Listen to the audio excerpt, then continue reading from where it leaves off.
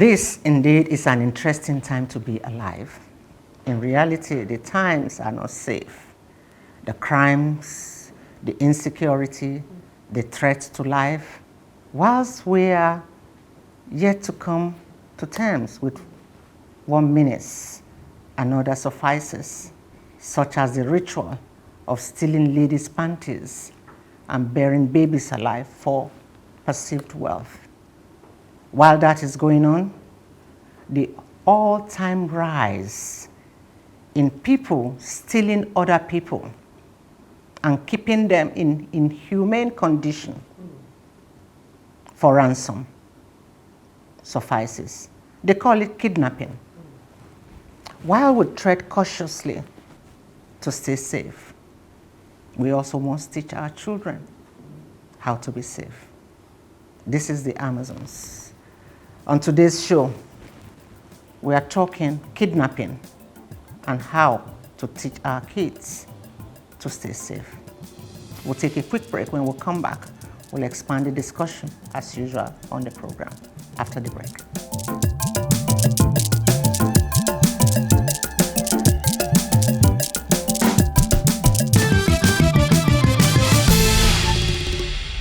Welcome back. Today on the show, we are talking and discussing the high rise in the space of kidnapping. While we tread cautiously to be safe, how do we teach our children to stay safe? I'm Aisha Falode. And I am Lilian Imoni. Remember, you can be a part of this conversation by staying connected on our social media handles. On Instagram, it's the Amazons Official NG. On YouTube, it's the Amazons NG. And on Twitter, it's the Amazons NG.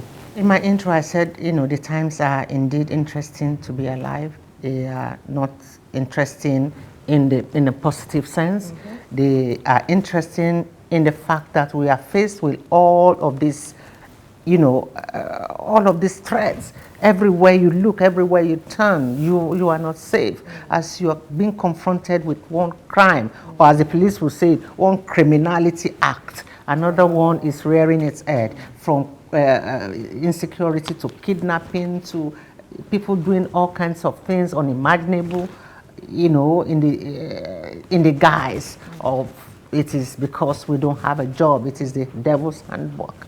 Nothing is the devil's handwork.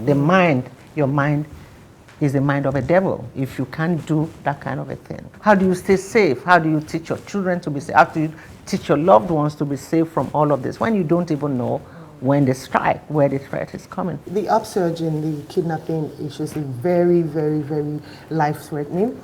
But one of my major concerns is the issue of this ransom. It's always ridiculously burdensome, and it still does not guarantee the safe return of the kidnapped victim. So I'm looking at it this way. Who do we rely on for safety? Are the appropriate authorities really doing enough? What are the right steps to take when, a loved one is being kidnapped? How do we even teach our children? Is the awareness enough? These steps that, we should take to ensure that our loved ones are safe and that we're also safe, it really, really cannot be overemphasized. To get to the ransom part is the easiest of it. How do you even conceive the idea that you need to steal somebody else? You need to force them, take them by force, unwillingly, and, go about. They see it as a very lucrative business venture. It should not be. It is a business venture now because you have the kidnappers, you have the ones that supply them the arms, you have the one that do the provide the shelter, you have the one that do the catering for them wherever they are kept. You are the one. You have the ones that do the negotiations. You are the one that do the drop off. It's a long chain. So. When you thinking about it alone is alarming. It is fearful that because you do not know. They do not tell you when they are striking. You do not know where you go, and then you don't return. The next thing they are doing, they are calling family members and then demanding for this. It is really beyond us. True. But the question is, who protects us from this menace? In the society. We need to stay alert, as always. We need to be security conscious, as always, wherever we find ourselves. We need to just stay alert. Insecurity, the high rise in kidnapping is what we are discussing on the Amazons today. How do you stay safe? How do you teach your children to be safe?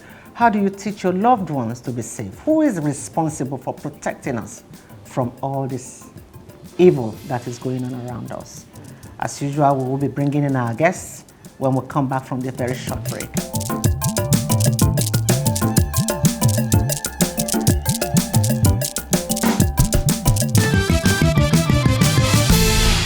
There's some slackness also in our security agencies. The response is not really as quick as it's supposed to be. If we know the root causes, you will think that we should know the precautionary measures we should take against, these things from happening. So a lot of children are getting kidnapped, not by outsiders, as you would say, but by the people that actually live with them.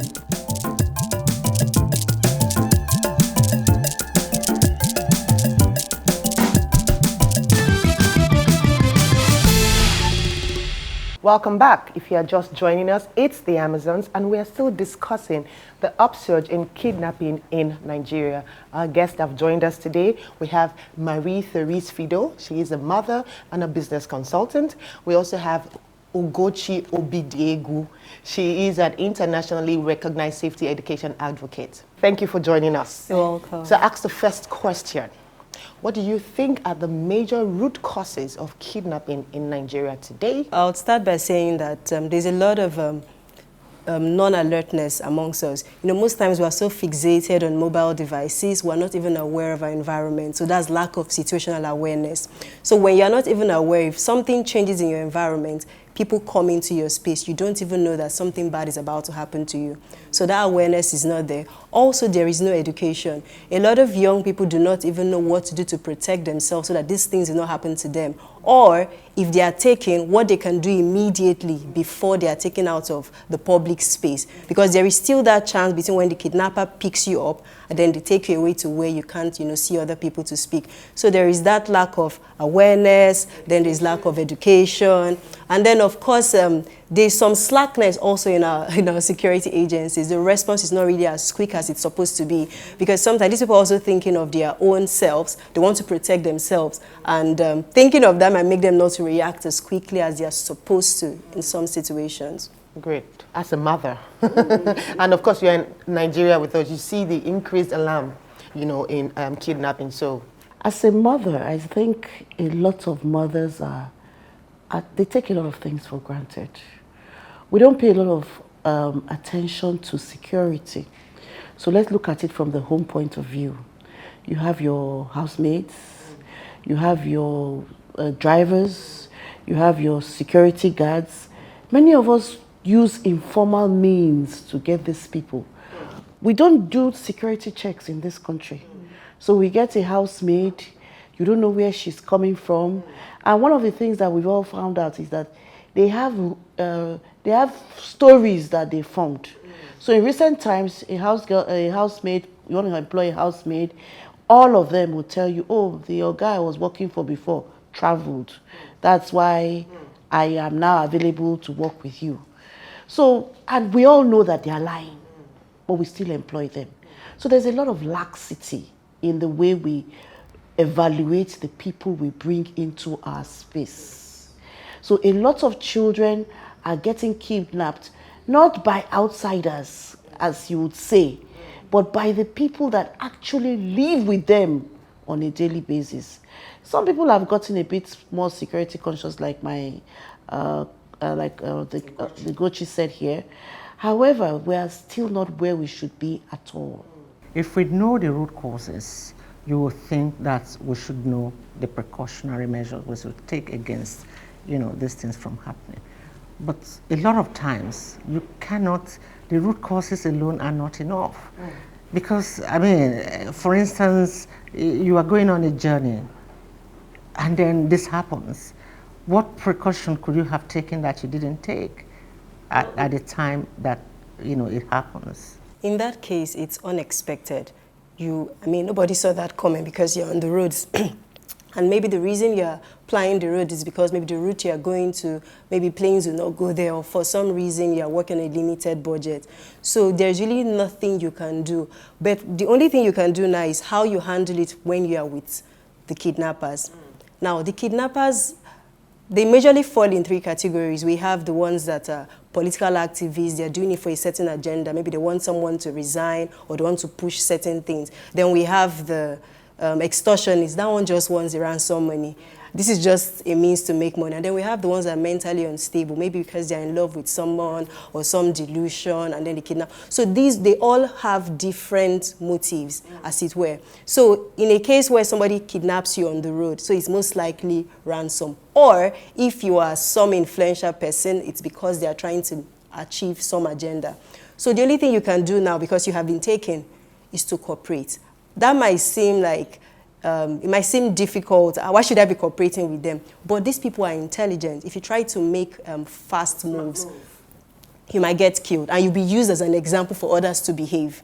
So as much as possible, cooperate with them. Pay attention to your environment. Pay attention to what they look like, because by the time you are released, these are the things that is going to help law enforcement to find these people. Yeah, so you need to stay calm as possible, keep your hopes up, and hope that people are actually looking for you and they're trying to resolve these things. Because when it is really out of your hands, all you can do at that point in time is cooperate and stay alive. Because we don't want a dead hero, you know. Sure. We want you to be alive, tell us about it, so that other people can learn from your story, and then other loopholes can be plugged. So these are even adults that know how to cooperate. How about the children? How do we teach our children to be security conscious, to stay alert, and know the warning signs when there's a stranger around? What are the steps to take to teach these children? So that's where education comes in. So last year I was invited to have a book reading session with some children at a book club. And I usually like to start with real life stories so that they see why what we're about to do is very important. So I told them the story of a girl that had been kidnapped last year from church. And one of the girls said she should not have gone with a stranger without asking for the family password. I was curious because that's something that is in the line of my child safety storybook. And I asked, how did you know that? She said, I've read your book before. Now that touched my heart because the reason I wrote that book was so that children can have access to this information. They need to know what to do. I know sometimes we look at them like they're too small, but the truth is once a child knows what to do, when a situation comes up, they can act. All they need is information. And so I teach them that you should have a family password known between your immediate family members. Then it's also important that you also know not to pick things up from strangers. Then she mentioned something very important. Kidnapping doesn't now happen with just those strangers, even what I call them familiar strangers, the neighbor, the auntie in the house, the nanny and all that. So we need to teach them that once you are kidnapped, you are taken, what are the things you can do? As much as possible, make noise. Make noise, flay your arms, do something that would attract attention to yourself. Because other parents around will wonder what is going on. And that's actually what saved the child in a story that I heard.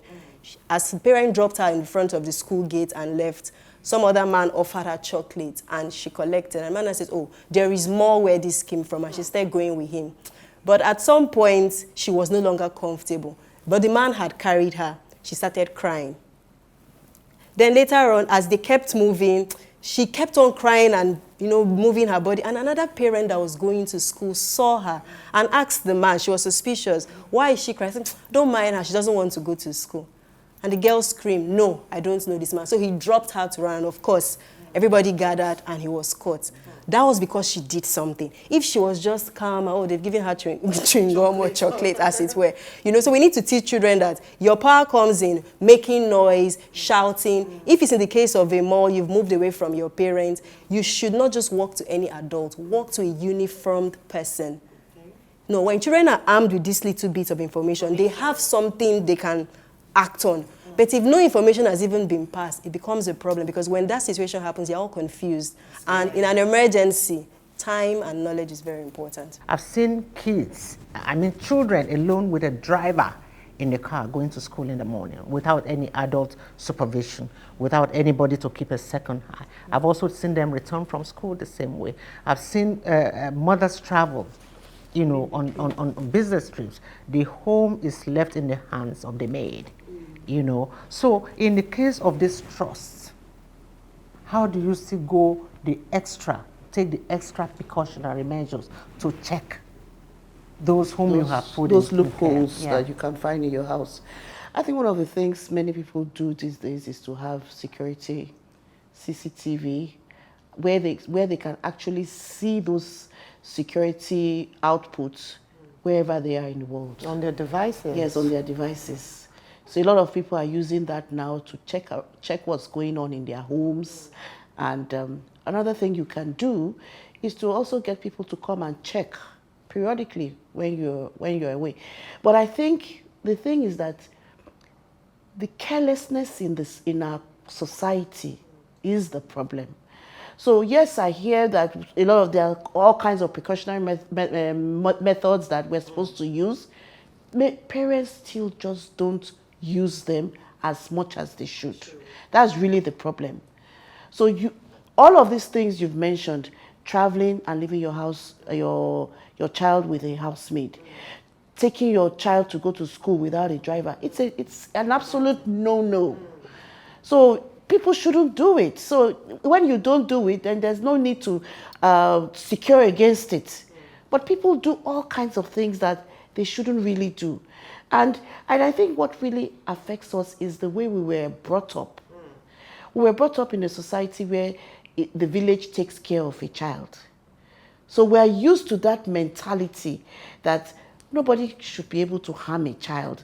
Nobody should be able to do things that are not right. We need to continue to talk about this thing, talk about the stories that are happening, talk about where people are being lax. If we don't continue to do that, we will continue to have problems. One of the things I like to mention is, maybe we'll just go on a break, and then when we come back, you mention that, okay, because we have been signaled to go on a quick break. You are watching the Amazons, and our topic today is the upsurge in kidnapping and how to teach our children to be safe.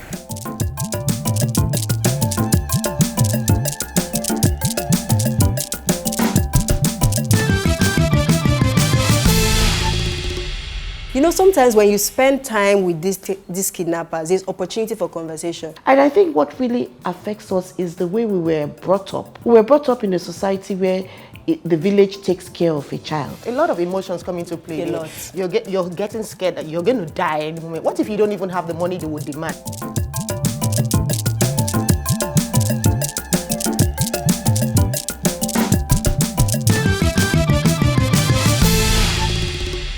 Welcome back. It's still the Amazons, and where we discuss only relevant issues as it affects you and me.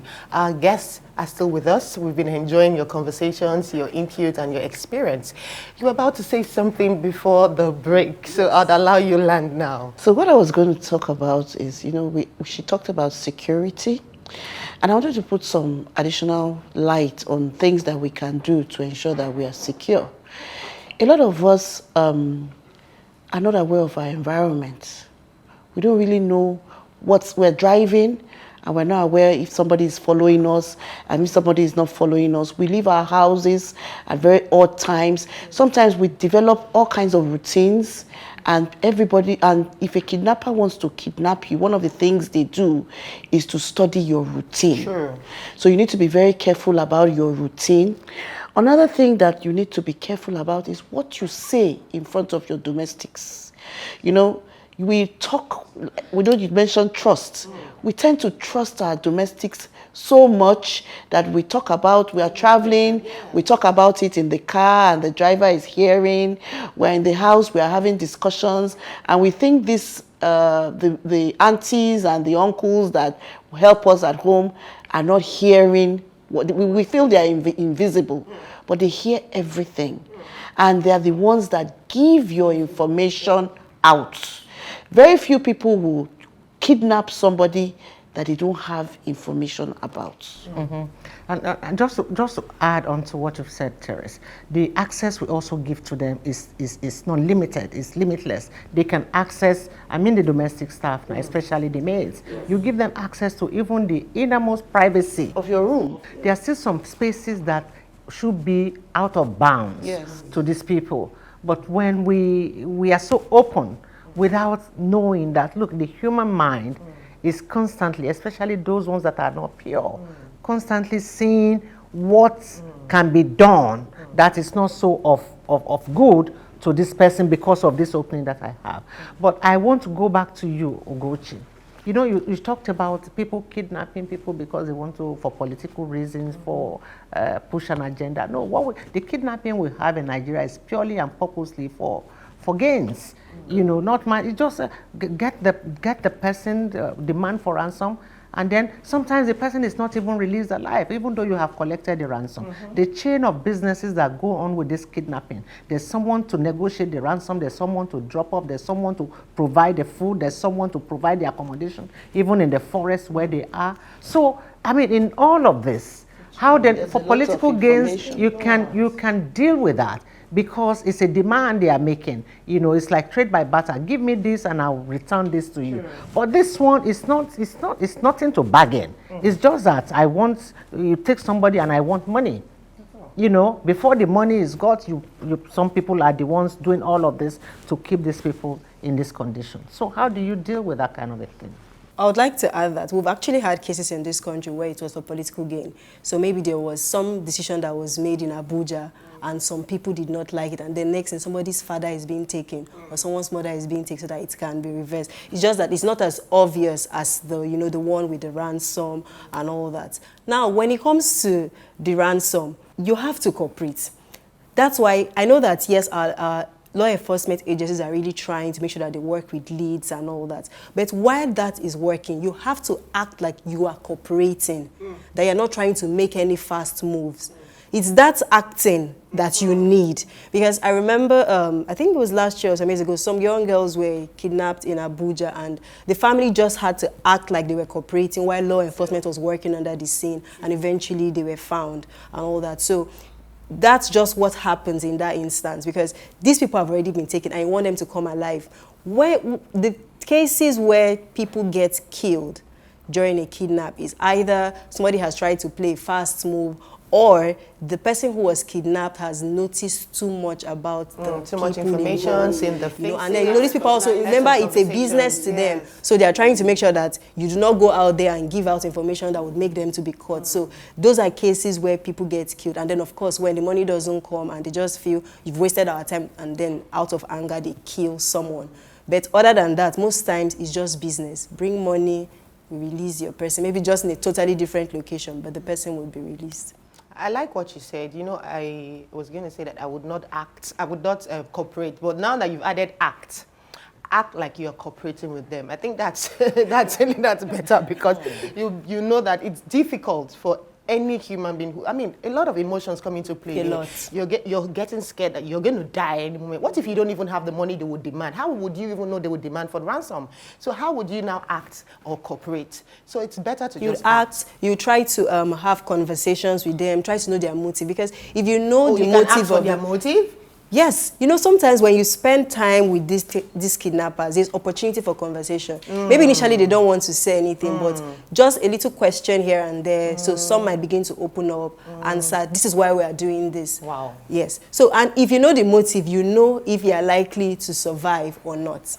Terrace, so in the case of the unforeseen, a child is taken, what are the first steps that the parents should take to ensure that this child remains safe and is brought back alive? Remain calm. Number 2, reports to the security agencies. Number 3, when they call you, listen to what they want. Try to keep them as much as possible on the phone, talking to them. So one of the things Ugochi was talking about was when you say act, you have to act. Another thing that you need to do is some kind of psychological analysis of the people. So once you can try to talk to them a lot, keep them on the phone, you'll then be able to understand who they really are, where they are really from, because all of those kinds of information will help the agencies to be able to determine what kind of kidnapper has kidnapped you. And another thing you need to do, keeping calm also helps ensure that your child remains safe. So you also have, one of the things people also try to do is, can I talk to the child? Can I talk to her? And also talk to them because you may have a child that has some sickly issues, condition. So you also need to let them know what that child's condition is, so that what kind of drugs they need to give to the child and all of those things. But the key thing is, one, be calm. Two, report to, because some parents actually think they can do it on their own. Thank you so much. It's been very informative. I particularly liked the family password code. I think I'm going to teach my daughter a thing or two about that. Thank you so much. And what you also talked about, the information, kind of discussions you have while your domestics are around. So like we always say here on the Amazons, make sure that you stay calm, stay alert, educate your children, and of course, we won't fall victims of this in Jesus' name. Well, truly and honestly, these are the times that we would need prayers. We should pray. And we've said it here that whatever information we put out here is just so that we can help one another. The decision ultimately still is with you. You know, you've learned here today you can have a password in the family. You've learned what to do in case this act, if it happens, we don't pray it does. We also have learned what we need to do to prevent it from happening. I mean, these are things that you do not buy with money. They are just information. Why don't you apply them to keep your children safe, to keep yourself safe, and even your loved ones? Until we come your way again next time. Bye-bye. Even as we say thank you for coming. Thank you. Therese Ugochi, thank you so much for the information you've shared. Quite useful. We'll see you again next time. Bye-bye.